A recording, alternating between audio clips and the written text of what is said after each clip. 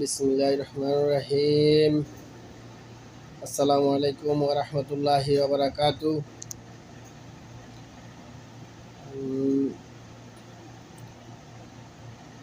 হযরত ওমর রাদিয়াল্লাহু যখন ইসলাম ধর্ম গ্রহণ করেন, তখন ইসলাম ধর্ম গ্রহণ করার পরে উনি সমস্ত সাহাবীদেরকে ডাক দিয়ে জিজ্ঞেস করলেন যে আমরা এখন মুসলমান কয়জন? তখন সব সাহাবীরা বলল যে আমরা 29 জন মুসলমান আর আপনি সহ 30 জন।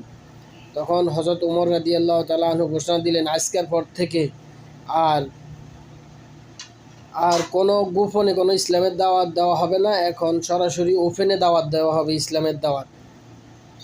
তখন ইসলামের দাওয়াত দেওয়া শুরু হলো ওমর রাদিয়াল্লাহু নেতৃত্বে। আলহামদুলিল্লাহ কিছুদিন পরে